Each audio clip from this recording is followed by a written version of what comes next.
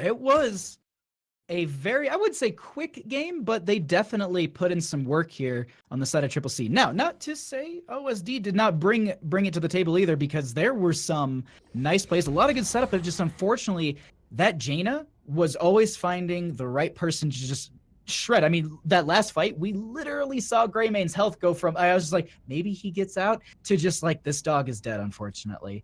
And so that is going to be game one going over to Triple C. As OSD, yeah, they're gonna be needing to bring it back for game number 2 here. I'm curious to see what kind of maps we're gonna get, what kind of strategies are gonna be unfolding here. But overall, impressions from that game one. Is there anything that I guess OSD, in your opinion, can do in this next game to kind of bring it back? I feel like they struggled a bit with finding damage in this game, and just looking at the stats, I can tell you that was definitely the case. So Falstad was their top damage dealer, Enigmatic at 30k hero damage. Behind him, Greymane actually fell below Malfurion in terms of damage output. Greymane on 17k. He was actually behind Muradin as well. So when one of your DPS, your assassin characters, is below your healer and your main frontliner, it's a big red flag for me. Now, granted, there were a lot of team fights there where Greymane just got obliterated in the first seconds, and there wasn't a lot of chance to deal damage. But still, you get the sense that there wasn't enough in that composition, I think, to really kind of get through the punishment that Diablo and Arthas were able to dish out on the front line. And another telling stat, Muradin ate 83,000 damage as far as damage soaked. That's a lot of damage to soak in a game that was only 16 minutes long. That's really true. I mean, looking at it purely by the stats and everything, I agree with you. And I think if they could go ahead and they can just tighten up their play a little bit, it felt like maybe there's some nerves. I mean, it's week 1 of Open Division. People, it's the brackets are randomly seeded. You don't know who you're going into. You've not seen play from anyone else. There's no preparation besides knowing a couple people from another team, or like some of those things, like if you know a name, you're like, well, I've scrimmed them, or I play against them in Hero League or Team League. So it's one of those situations where like you can maybe pull knowledge from that, but it's really, really difficult, especially when you don't know who you're even going into until basically, I think it's like the hour before or something like that as the bracket goes up. So I think it's a little bit of nerves, because I've seen OSD, I've casted them before. I think they can tighten this up a little bit. Some clear calling between what they want to do here. I think there was a little bit of scrambling at points, as we kind of noted when Corgi Booty was kind of getting separated from the team at that bottom camp capture where Jaina almost got the kill onto him. It's one of those situations where they got lucky and they got out, but maybe if it was just a little bit clearer, like, all right, we're all gonna funnel out this way, or I'm gonna kite, you guys get out, but the team still stayed. So it's just it's little things here and there that teams can do, and I'm not the pro at this. I'm not a coach or I don't do this for a living, but it's definitely you can look at it and just be like, maybe a little bit of nerves, just shake it out. You definitely can bring it back for this next game here, and it's a best of 3 series, so you definitely can pull out some different strategies here and maybe reanalyze the way you want to enter the next game. Yeah, and I think it really comes down to the shot calling in that game. I didn't feel like there was a clear-cut game plan coming out of OSD in probably about the mid-game section of that game on Dragonshire. Once they started to lose the early game skirmishes, they started falling behind in experience. It got the sense that they were looking for an opportunity to get in and look for a fight. They got it when they hit 16, but unfortunately for them, they weren't the ones who really forced the fight at 16. It was Triple C that came in and said, we're going to take this fight right as you guys hit 16. And by the time the level 16 talents hit for OSD, they were already down a member. Greymane getting picked early on in the fight again. And I think that's something that they're going to have to really focus on coming into these engagements as the game progresses through the mid game, is not giving up the first kill in a team fight. That is a really, really good point to make, because the fact that we did see a lot is they were giving up the first kill. They would get the Stukov here and there, but it almost seemed like the members of Triple C, they were comfortable without even having their support. They would chase even further. We saw a lot of situations where they were pushing further beyond what I would expect a team can do. And I think, and even then, like, you know, I don't play at this level of play. I'm not a grandmaster master player, which is I'm currently just seeing in the lobby that we've got some flashy borders. So it's one of those things that like they push heroes a little bit further than even my own understanding. So I'm looking at this, I'm like, there's no way they can get away with doing this kind of aggression, but at the same time they can, because they would always, as you noted, they would take out that Greymane. And when Greymane was gone, what was really there to be the threat? There was a Falstead, yes, but it's not the same kind of blow up that you'd expect from a Greymane diving on you and you know, just razor swiping and you've got go for the throat and everything. So it's definitely, you know, you made a good point. Is they would get that first kill and they could just play their game. It didn't matter if they lost their Stukov. It was still their fight consistent. The comp for Triple C was very self-sustain oriented. Diablo with the self-heal, Arthas with the self-heal, Phoenix with the shields. They regenerate when you're not taking damage, so there's an element of self-sustain there, and even more if you take auxiliary capacitors at 16. Jaina with the odd one out in that regard, but you've got ice block, you've got your ability to just be a general pain as a mage, because you're slowing everything. So it's hard for a comp that OSD had, which didn't really have the ability to dive deep and chase down that Jaina. So she really had free reign from the back line, picking off any target that Yogurt was able to grab with that Diablo play, which honestly was very, very good as far as I've seen in Open Division. Just the positioning for the Diablo, the timing, very, very strong.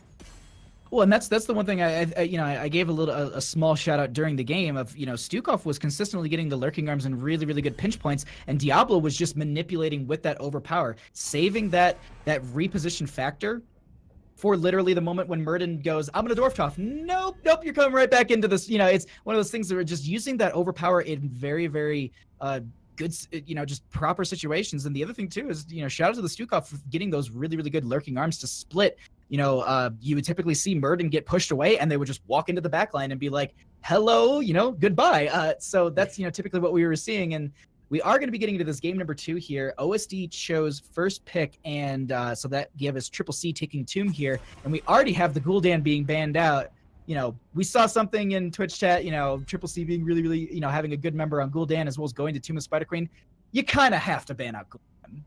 Yeah, that's no big surprise. A lot of wave clear, a lot of ability to just spread the hero damage around with the corruption, with the Fell Flame. No big surprise. Actually, Gul'dan's one of my favorite heroes as well. I think it's my top hero in my roster. So no big surprise to see the Fell Warlock himself banned off of this one. Be interesting to see what the first pick for OSD is going to be here. It will be Malfurion. They're going to lock down that healer again. Looks like a bit of a comfort pick for Trinth on the support. It is one thing that, you know, I'm kind of going back and just like, it's something that I even saw like almost first pick in EU this morning, if I'm remembering correctly. There was a huge and a very heavy priority onto Malfurion.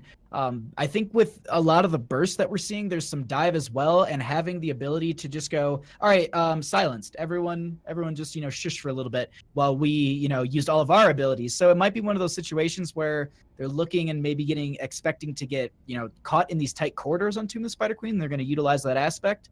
But this 1-2 pick on the side of Triple C, I personally say grab that Jaina and no, actually, I say that the Diablo 100%, but it's like, do you? Not okay, they're gonna go for the Phoenix. Okay. The Phoenix makes sense as well. You got the phase bomb with the auto attack, good wave clear, in the strong hero. Yep. Yeah, it's a strong hero in the 4-man. The Diablo, again, no surprise. Yogurt's play on the Diablo was very, very strong last game. And again, a lot of narrow corridors, a lot of tight places where you can really get that shadow charge value hitting people into the terrain. And the one thing I wanted to counterpoint with the Malfurion was the Twilight Dream play we saw in the last game from OSD was, I think, leaving a little bit to be desired. It wasn't as pivotal as a heroic as we've seen it in other matches. Very true. And that's a worry for me. If that's the comfort support that they're trying to lock down, then I think we need to see a little bit more out of the Malfurion play this game. And that's one of the things. Maybe in the 4-member rotation they're a little bit more comfortable, or with the maybe they're getting some of their picks that they are more comfortable on, and they were maybe trying the double global to maybe out macro triple C. Who knows? But I know, the Jaina and the Johanna start here. I really like that. You have the Condemned to pull the minion wave together. You have Jaina for the clear, as well as Johanna into the later half. The blinds are going to be really, really powerful for them, as well as the Blessed Shield setup that you can get to kind of lock them down, and then you will see maybe a Ring of Frost, some sort of blow up from the Jaina at that point. But we do have the Tracer being banned out once again. Not something they're going to want to deal with. It might be one of those comfort picks that OSD has, and Triple C's done their homework, and they're just like, we know someone plays that too well. Yeah, it's entirely possible. Blaze being taken off the board as the tank pool getting really narrowed down here for Triple C. I'm expecting them to take another frontliner here to go alongside the Diablo. Wouldn't be surprised to see Arthas actually come out in this rotation again, like we did in the we saw him in the last rotation in game 1 with the Jaina pickup on the 4-5. But I wouldn't be surprised to see the Arthas pickup. I also wouldn't be surprised to see Stukov again, to be honest. Again, the synergy that Stukov has with the Diablo, very strong. A lot of tight places, tight corridors, choke points that Lurking Arm gets so much value out of, and even the residual wave clear ability as well, on top of the Phoenix, just being able to get those rotations in on this battleground. Get to mid, clear the wave, get to bottom, clear the wave. You need that kind of speed and rotation against a Johanna Jaina comp, because they've got that ability to burst down a wave in very short order. And yeah, that's I'm wondering right now, I'm thinking to myself, like, do they pick up their solo lane, or do they wait till the end? Do they flex on their solo lane, and do they pick up their main support? Okay, so that's what they're gonna do. They're gonna have poke damage and almost setup and finish damage coming out from the Hanzo. As well as the vision that'll provide between the lanes. I really, really like that grab. Rhaegar, there's been a buff to the overall. There's been a buff to Q, but a pull down on the Ancestral Healing. This does not look like a Bloodlust comp, so I'm not even gonna try and make that argument. But I really, really like what they did here on the side of Triple C. They're like, we're not sure what their solo lane's gonna be. And you said it right. I mean, Arthas, I think, is a great pickup here. But if they know that they're going to be going into something, like if they're going to be going to Malthael, picking that Arthas might not be the best route. So I like how they flexed on it. There's these last 2 picks that are going to come out from OSD. They'll need that solo laner. I kind of like. I was going to say I like the Sonya with the rest of this composition, just to kind of lock some of these members down. But Thrall can be in the 4-member. No, so Thrall will be that solo laner with the Genji, just to kind of empower the Jaina and get that last little bit of extra damage. I really like that. So you say it's not looking like a Bloodlust comp, and then I look at their 2 damage dealers and realize that they're both auto attackers. Hanzo less so. But if you go with the Redemption build, you've got that attack speed, you've got the auto attack. Phoenix is basically auto attack, and he auto attacks while doing Plasma Cutter, and they're up again. You can absolutely do it, but I do this all the time, because I talk about it, and then we'll get into the game, and in the back of my mind the entire time I'm just like, yes, they're gonna Bloodlust, this is so gonna happen. And then it Ancestral Healing comes out, and I'm just like, yeah, Ancestral Healing as expected, no big deal. Inside I'm dying, of course. But no, I mean, I like this. So the Leoric into the Thrall, they're gonna outpace them in wave clear, and the Spectral Leech, I think, is going to be something that Thrall will need to deal with, though Thrall does have that self-sustain, so we'll have to see how that kind of balances out. I really am interested to see how this matchup works out. Typically, I've seen Leorics go into more higher health pool solo laners than Thralls, so I'm interested to see how that work out overall. I think the one thing that Fomalhaut's going to have to be careful on that Leoric, if he is in fact playing the Leoric, is the rotation by Genji and potentially Johanna Jaina. Because you don't always leave the solo laner alone on a Tomb of the Spider Queen. That rotation is so short that they don't call it. They don't call it. You get that quick rotation from the side of that 4-man, going from, instead of mid to bottom, they go mid to top, and then all of a sudden you've got a big problem on your hands if you're the solo laner. Well, let's go ahead and find out what that problem will be in this game number 2. OSD on the left-hand side, we're going to be having Manby on the Thrall, Corgi Booty going to be on the Joanna, Enigmatic going to be on the Jaina, Trent going to be on the Malfurion, and Silent Shoe on the Genji. On the right side, it is Triple C up a game right now. Down on the Rhaegar, Watcher playing Hanzo, Yogurt as expected on Diablo, Seth Lordson again on Phoenix, and Fomalhaut on Leoric looking for the solo lane triumphant. Well, let's go ahead and get into this, as we are going to be having both teams go into this mid lane. And so no Bush games from the members of OSD. They're going to be playing this right into the lane. And Hanzo is actually going to be going into the simple geometry at once. So those bloodlust options are looking a little less enticing, as well as the Phoenix not going into the oh god, I can't remember it off the top of my head. But it's the increased damage off of his splash when you switch. Arsenal synergy? Maybe. Either way, we'll get into this, as we do have the Leoric branching off into bottom against the Thrall, and the rest of the teams will start their 4-member rotations. Yeah, I'm not really surprised by their talent. Big grab by Yogurt, and that is Genji obliterated. We talked about this in game 1. Yogurt, the timing with the dive on the Diablo is nothing short of perfect in game 1, and again, getting that early pick in game 2. That is a huge statement, I think, for that Diablo play going forward.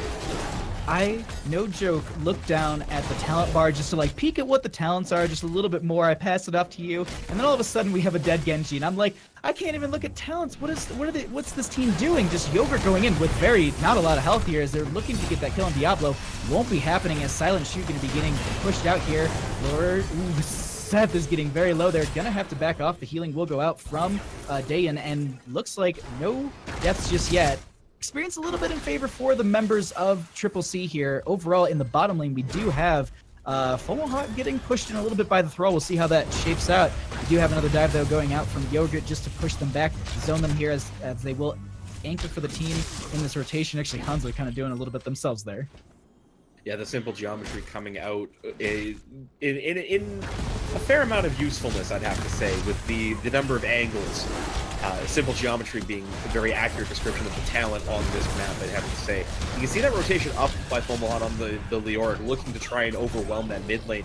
The one thing I was thinking about just a second ago, with the way the 4-ban is set up for Triple C, Watcher and Seth on the Hanzo and the Phoenix respectively, they've got a lot of mobility, but they have to be careful they don't get locked down by the condemn into the roots between Corgi and Trent there, because your mobility not able to work when you're rooted to the spot or you're stunned. And that, I think, is the opportunity that OSD have to look for with the Jaina, and then into the Genji finish, trying to look for these picks when they go through the rotations.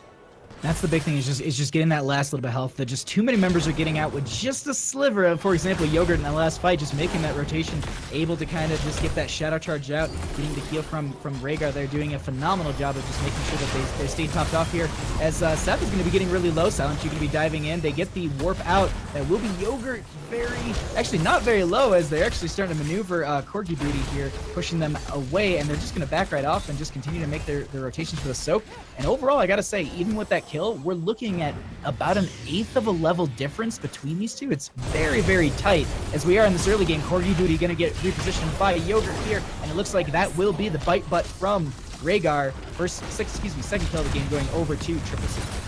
Yeah, that was the danger with the Johanna. You've got the ability to become unstoppable with the Iron Skin, but it's really difficult to get away from this much CC. Rhaegar with the Earthbind Totem. You've got Yogurt on the Diablo with some very, very good repositioning through Shadow Charge and Overpower. And then you've got all this damage that can come in out of Hanzo and Phoenix, just out of nowhere. Oh, look at them waiting in the bush by Yogurt, and the body blocks both of them here. Manby just able to find a way out, wiggling through the side there, looking like he's looking for a frame-perfect trick in a speed run, but the body blocks will stay there. At the few gems lost, actually picked up by Silent Shoe on the Genji there. But really smart play out of Triple C. They're waiting for the opportunity to pick off the Thrall in rotation, and then just executed it perfectly with the body blocks, the repositioning, and the dogged pursuit of Thrall towards that gate. That's the unfortunate, like, that was a great double body block. The Wind Fury, just, you could see the little orc trying to run, but unfortunately it wasn't enough, as that will also be the turn-in available for the members of Triple C. They're going to grab that. They're going to rotate into top. We have Enigmatic a little too far forward, and they will catch them just at the gate. And this is the one thing I want to note really quickly is Silent Shoe's doing a great job of making sure they're picking up these gems that are dropped. But that's the one thing that, you know, OSD, they didn't have enough return in because they're kind of losing people here and there. There's 4 deaths currently. You know, no kills in their favor, and you know, with this pressure that's going to be consistently happening, we're already getting about a level deficit opening up here, and they're starting to push in on this top, and this boss lane is the priority, and they want to make sure that they have that potential for the boss push later in the game onto a keep. Speaking of the boss push, very critical to note, Watcher is done the simple geometry quest, so getting the bonus arrows out of the W, it's going to come in handy as you start to get the later talents in that same vein with the extra damage you get to the you know, the non-hero minions and mercenary. Hanzo shreds bosses, and speaking of shredding, Corgi Booty on the Johanna going down. Genji also getting isolated by a Yogurt. Look at the gems on the floor. That's all 28 that were on the Genji going to waste there. They lose the top fort, and that is nothing but a complete triumph for Triple C in that first phase. That was a really strong push for them. They got so much value here, 8 to 9 and, you know, 7 8s if you want to be specific. They're going for a back-to-back turn-in. Yogurt getting a bunch in here, 41 out of the 55 necessary. They're already stacking them up. This will be another Webweaver turn-in for the members of Triple C, and they'll have 10s with that push as well. They've got the top fort down. They're setting their sights on mid as they're already collapsing here. Leorc still in bottom with the throw, actually going to make the rotation up here. And this is the one thing that I was so excited to see, but it looks like we're not going to be getting it. I was just like, ooh, what are we getting? I also will say this, Rhaegar still holding. Rhaegar hasn't chosen his 10 yet. I was thinking the same thing. When we were looking at the palettes, we're looking at the heroics picks. Purification, Salvo, Dragon's Arrow, and Tomb, Lightning Breath, all pretty standard here. But Rhaegar, Daeun is holding on to that heroic. We're holding out hope here in the casting booth for the Bloodlust, but they really almost don't need it at this point as the lanes are pushed in. They've got the talent advantage, the heroic talent advantage, no less. And it is one-way traffic right now for Triple C as they march towards the keep walls. That is a good point. Now, I'm sitting here, I'm doing the math in my head. I'm like, can they get away with Bloodlust? And 100%, the Ancestral hasn't been really needed at this point. We are going to have a Lightning Breath through the gate that will zone them very, very well here. Not going to get a whole lot of damage here. Enigmatic going to be taking a bit themselves. Going to get healed up. The Entomb is going to come out. It will not be connecting. Does separate a couple members here. The Purification Salvo going to be going on to so many of the members here, getting a lot of damage out. It does do more damage to slow targets, so that worked very, very well with the Leoric there, just getting that initial slow. Purification Salvo as well. Bottom lane going to naturally push itself out. They got the fort down in bottom. They're pressuring a mid lane keep. Enigmatic is going to need to go back just to get that full burst of healing. At this point, Jay, I think they might be able to go for the keep. Yeah, keep is, I think, a foregone conclusion as OSD don't even have 10 yet, not even really threatening it as the Webweavers finally go down. Actually, Triple C recognizing that 10 right on the doorstep, then they are going to back out and not really push this keep, but I'm sad it is Ancestral healing. I think I'm just going to say this. If they took Bloodlust, they could have got a keep. I'm saying it right now. That's definitely what would have happened if they had Bloodlust. They would have had the damage, the aggression, and how terrifying is it to literally have the enemy team scale up in size as well as that deathly roar. But it will be the Ancestral healing. Now, we do have turn available for OSD, and that does allow them, if they can get it in, it allows them to kind of have this buffer to just go ahead and soak up a little bit more, get closer to that 13 talent tier with the Webweavers, and that is what they're going to be doing here, is they do get the root onto Leoric. Gonna get some damage and dive out on them. Silent Shoe looking just to get a kill before this Webweaver phase. And Tomb gonna be going out, but Jay, a huge arrow out from Hanzo. Yeah, triple arrow there. And Trink with the fadeaway Twilight Dream, I think it was almost self-preservation there. And this is what I was worried about with that snap turn-in for OSD. They're getting immediately pushed back as Triple C looks to counter-engage at that mid lane. And the way the Webweavers work, they lose health constantly over time, so the further back in the lane they spawn, the less value they get because they don't actually push the keep walls with their strong sieging abilities. This big shield coming in there from the Johanna. It's a root onto Daeun at the back line, and down goes Puppy, but a counter kill onto Genji, and there's a Purification Salvo. All the damage out, 3 members down for OSD, and the chase is on looking for 4. They don't even need to go for these Webweavers as they get the Entomb onto the Malfurion, and I wouldn't be too surprised if they just let the Webweavers push out and they just go for the keep. They don't have a huge minion wave in their favor, No, they're gonna split off. They're gonna make sure that they get these just cleared out and they don't lose too much here. I was just like, you could go for the quick rotation. Granted, I did not look at death timers. They are still very, very short, as almost every member is up at this point. Malfurion is 5 seconds behind. Leorc stacking up that mid lane a little bit more. Rest of the team will rotate around. Go ahead, just get these clears and just set themselves up here. No team has turn available, but Triple C is only 10 gems away, which is just, 3.1 lanes. And really, with the lanes that were already out there, they've essentially got it done. I think the interesting thing for these teams is when the boss call is going to come in. With the death timers this low, a full team wipe really isn't quite enough there if you lose any members like Triple C did in that last game. Oh, the grab onto the Johanna with the Entomb as every member collapsing in for Triple C. Corgi Booty trying to stay alive. Somehow stays on, but the big damage from Genji in the backline with the X-Strike. Genji will fall, Watcher stays alive, and Enigmatic going down on the Jaina. A 3-for-0 as they look to try and invade the camp, and this has to be a keep, I think, for Triple C, if not now, but with the Web Weavers they are about to get.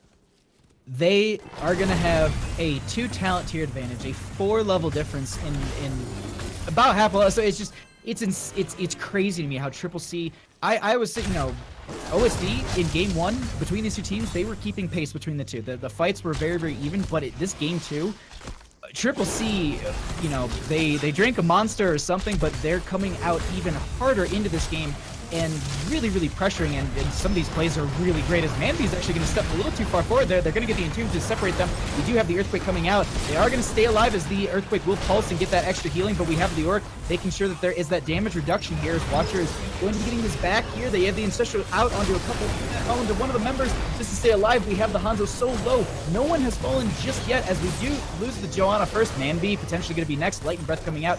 Not going to be enough, as Silent Shoe gets away with that dash. We do have 2 members getting hit by the Hanzo arrow. Now the Purification Salve are going to be coming out. Ice Block to delay it for now, but that will be the Jaina falling as well as the Malfurion. Watcher had shreds of hit points left in the back line, somehow found a way to stay mobile with that Hanzo and away from the threat of Silent Shoe on the Genji, and now they have to go for bosses. All 5 members still up. They've got the Hanzo there. They've got the 16 talents to really get that shredding ability with the boss there, and you can see OSD, they're trying to push these lanes back out. They know what's coming at this point, having given up the fight there. Down the 2 talent tiers, the boss confirming their worst fears, and they know the turn-in is but a Hanzo at the altar away. And this is situations that I've casted this map, I can't tell you how many times. Oh, and it looks like we are going to be getting a pause. Okay. I was about to say, so actually, you know what? We can talk about that right now. It's 13-16. We can talk about level disparities all we want. We can talk about turtling. But I want to say on this map, this is a lot of teams. We see them. This is kind of like the go for the throat move. Like, this is them trying to set themselves up to take down OSD. You're stacking the boss, which is already, I'm looking at the minimap, is a little bit down the lane. And then you'll have web weavers that will literally spawn into the boss. So you'll have those stacked up, and then you have bottom lane pushed up, you have mid lane pushed up. Everything is currently in favor for the members of Triple C, as we do get right back into this. We already have them pushing up this lane, as I was noting, and I gotta say, like, this is kind of the hold your breath and get ready for this moment on the side of OSD. They need to play this safe. It's a 3-level difference and 1 talent tier in that, and they just need to make sure that they poke down the boss here. They're playing this really, really well. Yogurt going to be diving in, but not going to be getting anything here, so they'll just have to back off. And it looks like Silent Shoe is just going to dive over the Entomb. A couple of abilities used, but no one dying just yet, Jay. The danger for OSD here is losing a member on this defense, and with Yogurt on the Diablo, the ability to dive in, grab a member, and really force them in a position where they can get collapsed upon by the rest of the Triple C backline. That's something they have to be super careful about. You see Silent Show on the Genji, he's looking for an opportunity, but there just isn't one. There's so much crowd control in that backline for Triple C, as Trins will go on the 2-man Twilight Dream, but it's on the front lines. They walk through, and you can see the damage pouring in. Fulmilnot's going to go down, but it's a 1-for-3, and that one being Leor should come back relatively quickly, as Yogurt swagging in with the Shadow Charge will go one more. You see Trent just doesn't even go for the gems. They're going to let them fall, and that will confirm it. Triple C looking to take down OSD with a 2-0 sweep here in the first round of the Open Division Cup #1. I'm sitting here and I'm looking at this Diablo that basically was a sprinkler head with lightning breath, just rounding on almost every member. That Hanzo arrow for the setup, and it looks like we do have the members of Triple C taking the first series here. GG, well played. They'll be moving on through the bracket tonight, and we'll find out in a minute who that is. But congratulations to them. Some good games, some really good games coming out from them. That I'm looking at these numbers right now, and I'm looking at the kills and everything, and it's just my jaw's on the floor. Like this team, they came out of, in my opinion, kind of nowhere. I mean, we did have one member in Twitch chat say that one player was on the Buffalo Dorm team, but like it's not just one player here. I mean, we you know, this team has a lot of good synergy. There's a lot of good practice between them, and I'm excited to see them further down the road here. Not to say OSD did not play an amazing game. They did. If I was playing on OSD, I would have a lot more deaths than there currently are right now. And it's one of those things, like the rotations were really strong. It was just they had this game plan, and they executed it so very well on the side of Triple C. Yeah, I think the Diablo play from Yogurt across the series as a whole is something to highlight there. No deaths on Diablo, I think, in either game, to be honest. I can't remember him dying in game 1. But with 8 killing blows as well here on Tomb of the Spider Queen, the ability to go in, to be aggressive with impunity on a Diablo is not only a sign of confidence, it's a sign of a strong composition around you. And the damage being dealt, again, comparatively between the Assassins for OSD and the Assassins for Triple C, just night and day. 62k from Hanzo, Watcher doing an absolute clinic with the Hanzo. 41k out of Seth Lordson on the Phoenix. Neither one of the Assassins for OSD coming anywhere close. Jaina was their top damage dealer, Enigmatic at 36k, and that's just, you can't really win games of Heroes like that if you just cannot push out enough damage to win team fights. I'm like I'm looking at these numbers, and it's just like I could never imagine getting 62,000 on a Hanzo in 14 minutes. Like that's the thing, is like I look at this and I'm just like I could only dream of doing this. And it's the plays that came out from them are so strong. And you know, we talked a little bit about talents and stuff, and you know, shredding and being able to just make the little adjustments, like for example, to change out the 4 talent for the sharpened arrow, which does more damage to mercs and mercenaries, and also your mini wave to just get the explosive arrows to get a little bit quicker on the wave clear and help your team in that 4-member rotation. I really like, it's just these little things that we see between these two teams, and these are pretty standard talents, but it's just one of those things that's just like, you know, we saw Fomal Heart going in all the time with the spectral, not spectral leech. Oh god, I'm blanking on the name. Wraithwalk. Going in with Wraithwalk all the time post 13-16 and using that ominous wrath as well as the royal focus to get the damage reduction out of the other members, and then also utilizing that swing to just get the reset and utilize it once again over and over again. And having that ability, that cripples a team so hard, and you could see them consistently go into these harder and harder dives because there just wasn't any damage coming back out to them. With Thrall just chain healing the entire time, they were set. Rhaegar chain healing. I'm sorry. They're both orcs. It's fine. It makes sense. But yeah, that's so wrong of me. I shouldn't. That's just so rude. I mean, really, we only had to see one ancestral come out, and it wasn't even a critical heal. It actually landed, I think, on Fomalhaut on the Leoric in that one team fight in the top lane as they went for boss originally, baited out the team fight. Didn't land on either Hanzo or Phoenix, who were both actually quite low after the huge X strike out of the backline for Silent Shoe. But man, that fight was really kind of telling of the game as a whole. Triple C going for the boss call, getting the Thrall, Manby coming in on the Thrall and just getting absolutely locked down by the Entomb from the Lyric in the backline. Didn't catch him in it, but really just put a huge wall between him and the rest of the team as he came in looking to try and disrupt the boss push. And at that point, the fight was on. And these little technical plays, the little mechanical skills that you see coming out of the players of Triple C, really, I think, just a step above OSD in this game. They were just crisp in their rotations. They were crisp in every little play that they had. And it's really no surprise in hindsight that they were able to come away with a 2-0. That's true. I just sorry. I'm also kind of like peeing around, talking to production, and just peering at this and taking a peek. Spoilers to anyone who doesn't want to know. So mute us now if you don't want to know results from other games. But we have those guys progressing in their bracket. They'll be going up against Team Name Change or Femme Ferocity. We'll see how that comes out. Actually, you know, we were talking about this before this started out, and I was saying we should go to the OSD game, but it looks like Team Name Change actually took a game off of Femme Ferocity. They're currently in game 2, and I'm really interested to see the result of that matchup.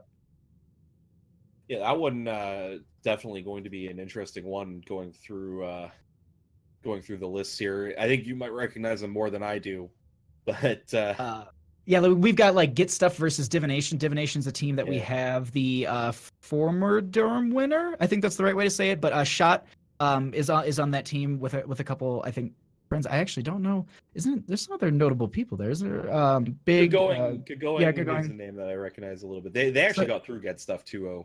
They are through to the next round. Oh, they are. Oh, okay. Yeah, there it is. I think it's just up there. Okay, yeah, there. Because I was like, huh, and I just saw it too, and I was in the lobby for it, and I was just like, oh, look at that. All right, well, yeah, that's an updated score. So we are currently trying to find out what our situations are. So we have the team that's above us that would go into our bracket. I think they're in second game, but at this point, I think we're going to take a small break as we get set up for our next game, and we'll be right back with more Here's the Storm. Don't go anywhere. I am Bahamut with InanimateJ. There we go. I got it right this time. And we will be right back with more Here's the Storm Open Division here on the HeroesHype channel.